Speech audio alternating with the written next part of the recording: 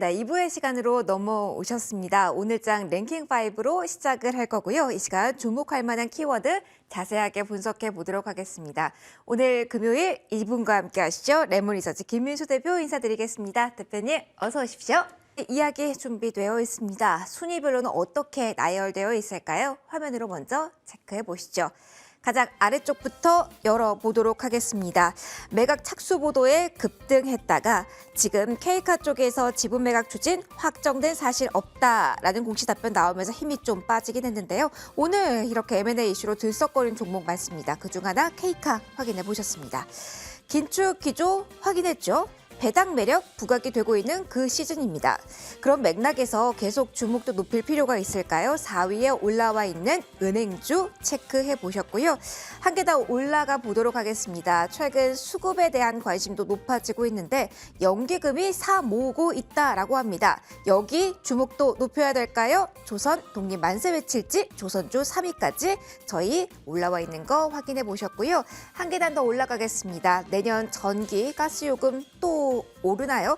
그렇다면 어떠한 모멘텀 우리 관련주에 기대해 볼 수 있을까요? 2위 전기요금 인상 관련주입니다. 그리고 가장 높은 곳에는 아래 공포만 남은 시장에서 힘이 없죠. 시장 분위기와도 연결해서 많은 관심 모이고 있는 경기 민감주 체크됩니다. 오늘 굵직한 이슈가 딱 뭐 새롭게 있는 건 아니지만 그럼에도 주목할 만한 키워드들이 여럿 있습니다. 그중 하나가 조선주인 것 같아요. 여러 맥락에서 시장 오늘 매각 이슈 워낙 많은데 그런 카더라 통신의 영향 그리고 수급에 대한 이야기 동시에 나오고 있는데 일단 수급적인 포인트 짚어볼게요. 조선주 기관이 관심 보인다? 또 연기금 쪽에 사 모으고 있다라는 뉴스도 들리고 최근 이 수급에 대한 관심도가 높은 구간에서 조선주 어떻게 봐야 될까요? 사 모아야 되는 구간 지금도 맞을까요? 네, 근데 제목을 누가 뽑으셨어요? 조선 독립 만세. 야, 이거 괜찮은가요? 전 아닙니다. 앵커님 하신 줄 알고. 아닙니다. 예, 작가님 최고. 제 네. 코드인데요. 예. 네. 그렇습니다. 그래서 조선주를 바라볼 때 오늘은 움직이는 거는 뭐 STX 계열 과거에 또 이제 한참 STX가 벌써 약간 좀 무너진 지가 언젠데 맞아, 꽤 이제 됐죠, 또 사실은. 많이 네. 표류가 되다가 이제 또 인수 얘기가 또 나오고 있죠. 그래서 한국조선해양이 관심이 있다라는 쪽에서 나오는데 이 부분은 그렇게 맞을 것 같습니다. 특히 STX 계열 쪽에서 과거에 뭐 딱 분리되고 뭐 많이 변화가 왔다고 하더라도 지금 한국조선해양 쪽에서는 관심이 있을 수밖에 없는 게 일거리가 많아지면 네. 그에 따라서 덩치를 계속 늘려야 되겠죠. 그런 쪽에 대한 반대의 의미로 M&A가 늘어난다라는 쪽의 흐름은 좋은 거죠. M&A 이슈가 워낙 많아서 업황이 좋지 않다라는 게 아니라는 말씀이실까요? 네, 아마 이제 덩치를 키워야 될 이슈가 있다 보니까 계속 하나씩 늘려가려고 하는 분위기가 근데 솔직히 현대중공업 계열은 너무 많죠. 많죠. 네, 조선사들 이게 어디가 수주한 건지 모르겠지만 결국에는 현대중공업이네 이렇게 되는 상황들이 나오다 보니까 그만큼 영역을 계속 늘려간다는 얘기는 일감이 많기 때문에 그렇다라는 쪽으로 바라봐야 될 것 같고요. 그런 쪽으로 봤었을 때 상대적으로는 지금까지 고민했던 게 그거죠. 실적이 이제 수주 받았으면 나올 때가 됐는데 그 전에 보니까 후판 가격하고 그 급등해서 이거 돈이 되네 마네 했는데 철강 가격들이 내려왔죠. 네. 원자재 가격들이 떨어지기 시작합니다.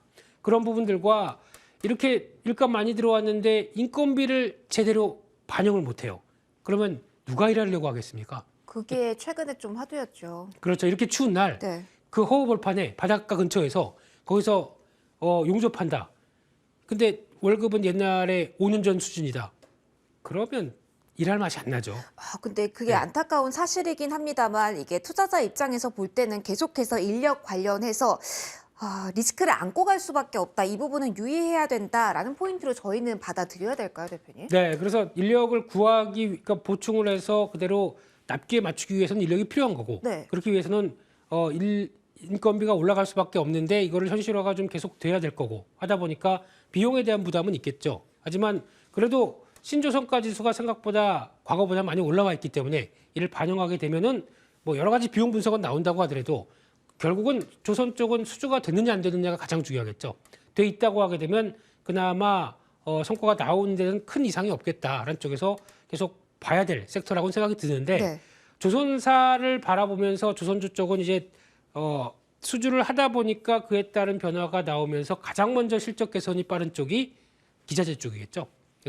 기자재 쪽의 변화들 이제 물 들어오는 것을 어느 정도 안고 있다라는 네. 쪽으로 보게 되면 조선주의 움직임보다 수익률은 기자재 쪽이 훨씬 좋다라는 쪽으로 바라보면서 그래서 가끔씩마다 말씀드렸던 게 기자재 쪽에서 어느 정도 좀 정리할 거 정리하고 앞으로 실적 나오게 되면 그대로 반영될 종목들 이런 거를 많이 좀 찾아보는 편인데요. 네. 그런 쪽에서 봤었을 때는 그냥 HSD 엔진이 가장 더 좋지 않겠느냐라는 쪽에서 어느 정도 변화 나온 다음의 국면들. 물론 한국화본 같은 경우도 많이 밀렸습니다. 그러다 보니까 자리는 나쁘지 않은 것 같은데 네. 그래도 결국에는 엔진이 있어야 배가 들어가겠죠.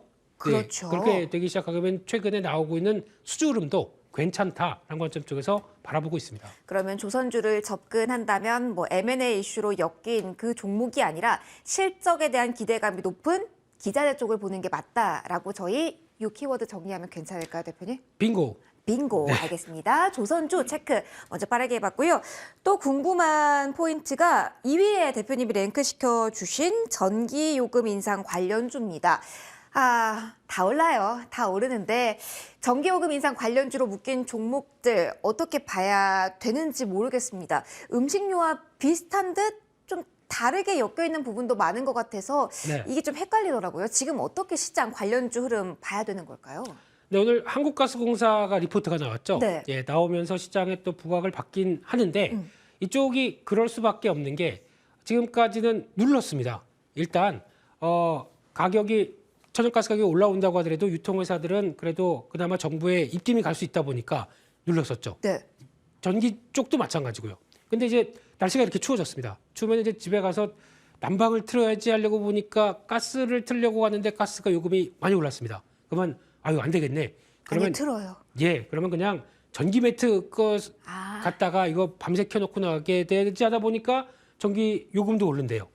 이게 이제 현실화되는 거죠. 네. 그러니까 지금 추우면 어쩔 수 없습니다. 수요가 늘어날 수밖에 없고요. 근데 이런 쪽으로 나왔었을 때 과거에는 정부가 눌러서 결국에는 누군가 손해를 볼 거 아닙니까? 그렇죠. 그래서 지금까지는 손해 보는 게 한국전력 쪽으로 다 들어갔는데 이렇게 놔두다 보면은 안 되겠죠. 그러다 보니까 현실화가 필요합니다. 그런 쪽에서 결국은 한국전력을 과거 같은 경우는 네. 어차피 지금 적자를 크게 본다라고 하게 되면 저희 세금으로 들어갈 수밖에 없습니다. 세금으로 들어가느냐, 전기요금을 인상을 통해서 우리가 그냥 전기요금을 내느냐.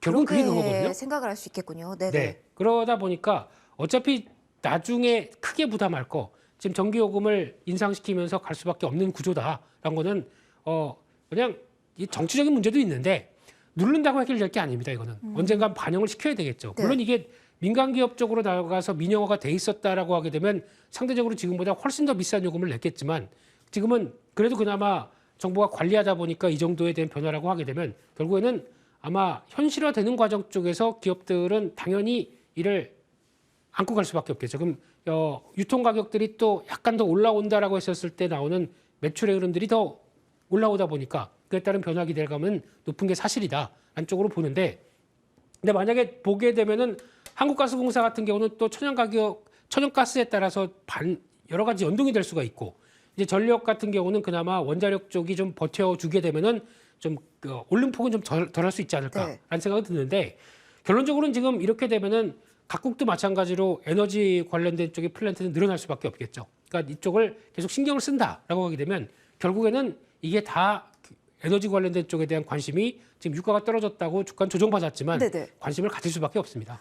유가가 현 수준에서 계속 횡보한다고 하더라도 가격 인상에 대한 모멘텀은 사그라들지 않을 것이다. 그렇습니다. 절대적인 가격 수치는 좀 높은 편이죠. 네. 그렇기 때문에 이게 반영이 된다라고 하게 됐었을 때는 이런 전력 설비 회사들도 실적에 대한 변화는 나올 수밖에 없고요.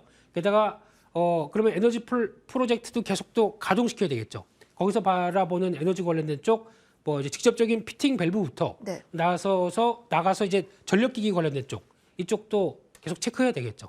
네. 그러면 저는 또 하나 궁금한 게 저희가 타이틀이 지금 전기 요금 인상 관련주로 되어 있는데 네. 워낙 춥다, 영하 몇 도다, 주의보 발령이다 이런 이야기 많이 나오다 보니까 또 한 번 한파 관련주로 묶일 가능성도 있는지 아니면 계속해서 실적, 경영 정상화 요 키워드에 맞춰서 요 테마를 봐야 되는 건지 약간 헷갈려서 중심 잡아주신다면요. 네, 한파 관련주 쪽으로도 뭐 겨울 관련주라고 그러죠. 네. 이쪽도 뭐 날씨가 추워지다 보면 계속 부각은 받을 겁니다. 그런데 봄은 옵니다.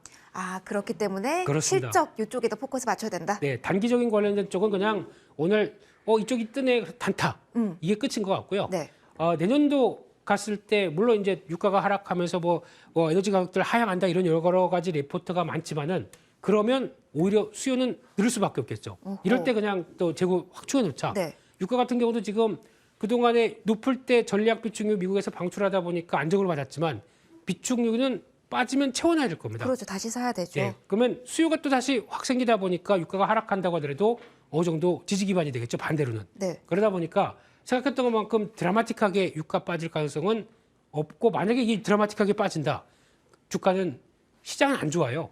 경기가 그만큼 안 좋다는 얘기다 네. 보니까. 그렇기 때문에 이런 부분에 대해서는 변화를 좀 체크하시되 관련된 에너지 쪽은 계속 체크하자. 이렇게 봐야 될 것 같습니다. 그러면 저희 전공법으로 네. 관심주로는 뭐 사요? 한국전력 네. 언급해 주실 건가요? 한국전력 네. 실적 개선의 변화는 계속 갈 수밖에 없겠죠. 그래서 그렇다고 또 올라갈 때 이슈될 때 따라가면 재미없습니다. 이렇게 무거운 종목이기 때문에 네. 그러니까 또 주춤하거나 정체받을 때 그때 대응하자라고 봐야 될 것 같고요. 네. 마찬가지로 성광밴드는 피팅 밸브의 강자죠. 이쪽은 주가도 조정을 받은 만큼 계속 관심 있게 보자라고 말씀드리겠습니다. 알겠습니다.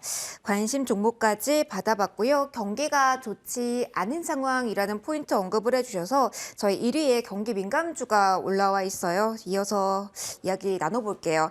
경기 민감주가 쉽지 않네요. 우리 경민이 하면서 기대감을 가졌던 시절도 있었는데 빠르게 좀 식은 상황, 경기 둔화에 대한 공포만 남은 것 같습니다. 저희 어떻게 해야 될까요? 사실은 경기 둔화에 대한 우려가 불거지면 그래도 긴축의 속도는 뭐 조절이 될 것이다. 이쪽으로 약간 저울 같았는데 지금은 악재로만 좀 기운 상황이거든요. 어떻게 봐야 될까요? 지금 전반적으로 힘이 없는 상황에서 관심은 이어가도 되는지. 네, 경기 민감주를 해석하는 게 되게 민감해요. 정말 민감해요. 네. 요즘은 포인트가 뭔가요, 대표님? 이제 그렇게 봐야 될 것 같습니다. 이제 FOMC 관련돼서 저희를 그렇게 힘들게 했던 거 네. 내년도 똑같이 힘들게 하겠죠. 네, 계속 또 FOMC 회의할 때마다 우리 또 파월 할아버님 나오셔서 또 안경 고치면서 얘기할 때마다 또 주가는 출렁출렁. 근데 이게 내년에서 이제 거의 어느 정도 목표한 금리까지 올라가는데 물가는 떨어지다 보니까 마무리는 될 것 같습니다.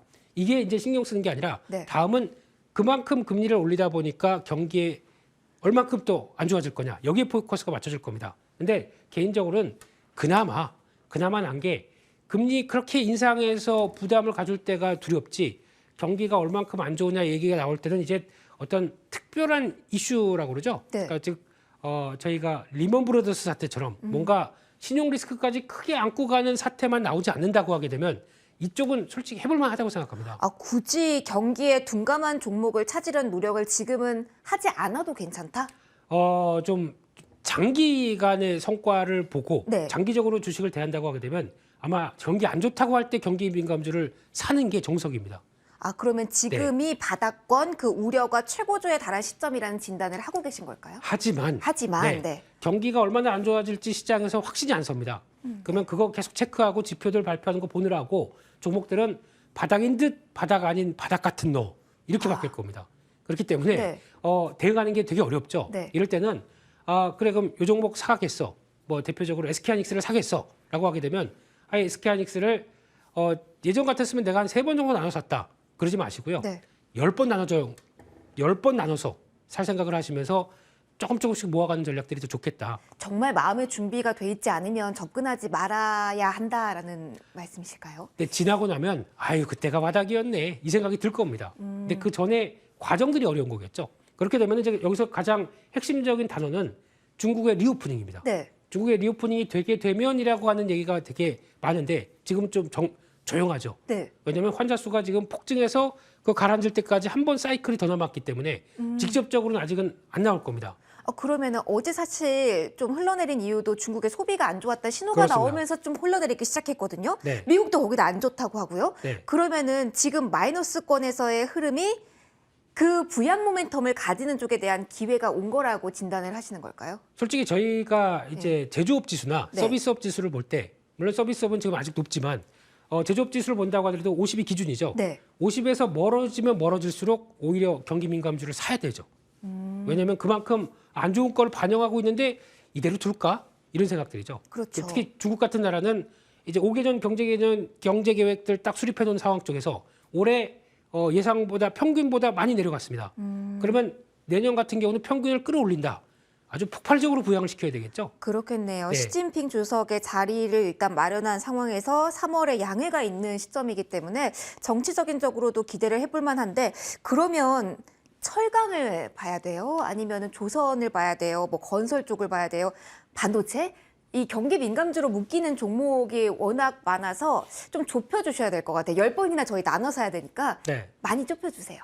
일단은 유가를 보셔야 됩니다. 이제 적당하게 이게 성과가 이어가겠느냐라고 보게 되면 유가가 바로미터가 될 거고요. 네. 거기다 요즘 중국의 철강 선물 가격들은 들썩들썩합니다. 올라오려고 하고 있죠. 그러면 이런 거 그러면 산업재 뭘 사야 돼라고 고민하실 거를 네. 딱 하나로만 말씀드리게 되면 해운주입니다. 해운주 괜찮나요? 네, HMM이 아니라 네. HMM은 아주 나중에 움직일 종목이고요. 그 중에 BDI 지수를 따라서 움직이는 페노션. 페노션은 예. 관심 있게 보자. 예, 이게 가장 중요한 키워드라고 생각되고 있고요. 네. 반대로 보게 되면 이 종목이 결국에는 살아나서 움직이게 됐을 때는 중국이 경기 부양 본격적으로 하는구나. 왜냐하면 이게 다 압축해서 결국에는 BDI 지수 특히 BDI 쪽에서 세분화된 쪽에서 BCI라고 있습니다. 네. 이게 철강을 비롯한 원자재 가격을 대표하는 지수인데 이게 올라오기 시작한다고 하게 되면 의미가 있는 부분들이거든요. 그래서 그런 것들 체크하면서 어차피 저희가 저점에서 변화되는 걸 체크한다라고 하게 되면 가장 좋은 지표고 종목이라고 생각됩니다. 알겠습니다. 원픽을 골라서 추가적인 전략을 들어볼 시간입니다.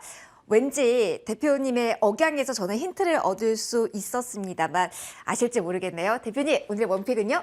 네, 오늘 원픽은 없습니다. 아니에요. 하나만 골라주세요. 원픽 둘 말고 하나만. 예, 마지막에 말씀드렸던 종목. 예. 페노션 힌트 너무 강조를 해주셔서요. 네. 그러면 가장 먼저 움직일 쪽에서의 탄력, 모멘텀과 함께 가격 좀 정리해 주세요. 이것만 하고 보내드릴게요. 네, 일단 주가가 또 오늘은 올라오더라고요. 네. 올라오는데 왜 올라오는지에 대한 부분은 당장 어제 BDI 지수가 1,400선이 넘었습니다. 그러다 보니까 이에 따른 변화도 같이 몸으로 안고 있는데 이거보다 추세적으로 봐야 됩니다. BDI 지수도 계속 왔다 갔다 하는 상황들인데 이거에 대한 변화들을 확인하면서 한 5,800원대 밑에서 관심을 갖자라는 네. 쪽으로 말씀드리고 싶고요. 1차로 보니까 저항은 7,500원대가 나와 있습니다. 이 부분까지 한번 확인해 봐야 될 것 같고요. 5,100원대 손절가로 말씀드리겠습니다. 알겠습니다. 페노션까지 설명 들어봤습니다. 랭킹5 시간 여기서 마무리 짓도록 할게요. 지금까지 레몬리서치 김민수 대표와 이 시간 함께 꾸려봤습니다. 대표님, 한 시간 수고 많으셨습니다. 감사합니다.